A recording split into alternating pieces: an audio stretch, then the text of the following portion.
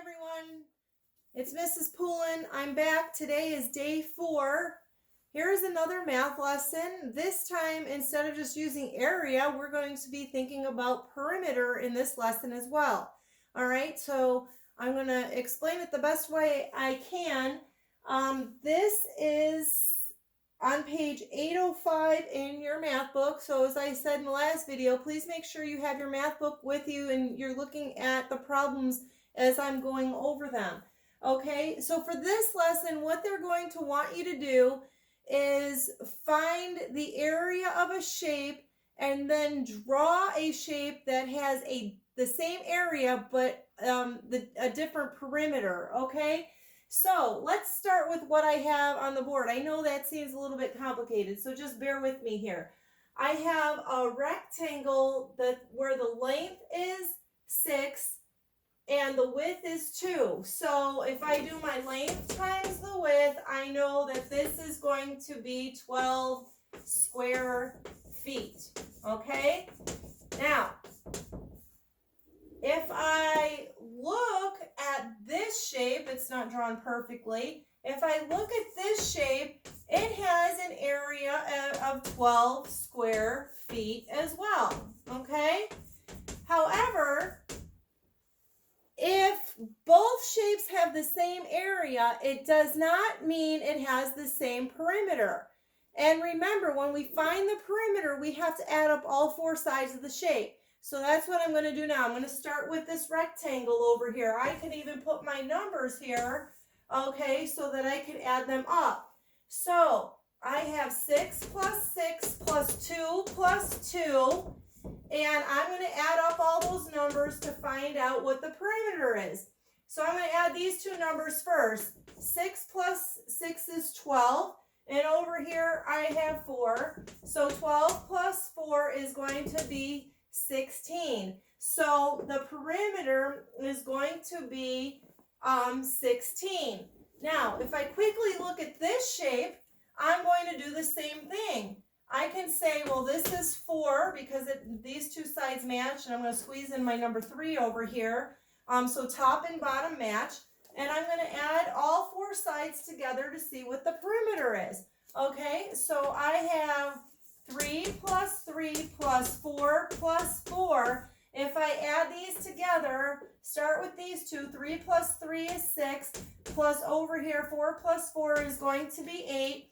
So my perimeter is going to be 14. So P equals 14.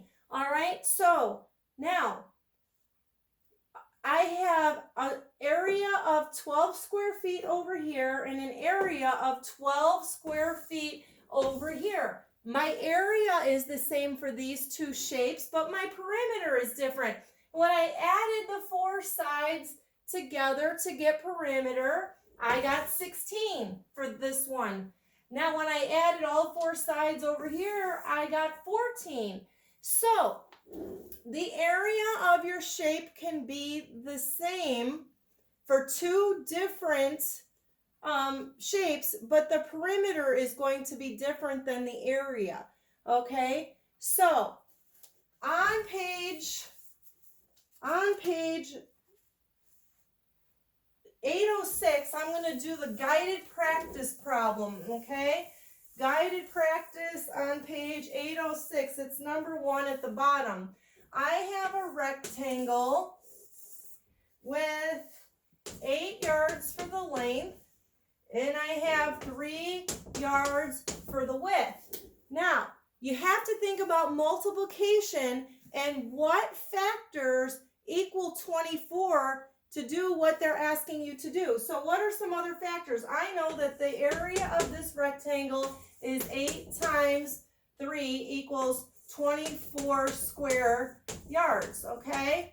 Now, the directions want you, and YD is abbreviated for yards. It says, describe the length and width of a rectangle that has the same area as this one, but a different perimeter. Okay, so all you have to do is think about multiplication problems in your head, okay? So what other numbers are going to equal 24 if I multiply them together? This one was 8 times 3, so I'm going to try something else. I have 6 times 4, or 12 times 2. All right, so I can start with either one of those. All right, I can draw a rectangle that is 6 yards by 4 yards. I can draw a rectangle that's going to be 12 yards by 2 yards. Let's try that one. So I'm going to put my length as 12 yards, and my width is going to be 2 yards. Okay, so what is the perimeter of this shape? Let's go back over here for a minute. Let's find out what our perimeter is before I do anything else. So you could label your sides. Oops, this is 8. This one is 3. So I have 8 plus 8 plus 3 plus 3. If I add these together, I get 16 plus 6 over here. This is going to equal 22 square yards. Okay? Now let's see what I'm going to do over here. I'm going to find the area first. All right, I already know my area is 24 yards. What is my perimeter going to be? Well, I'm going to have 12 plus 12 plus 2 plus 2. You know, this is going to be 2 yards, and this bottom one is going to be 12 yards. I'm just adding them up to get the perimeter.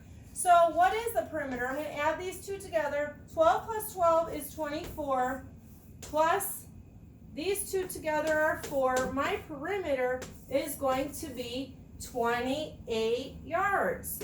Okay? Now, do you see what I did? This was complicated. All right?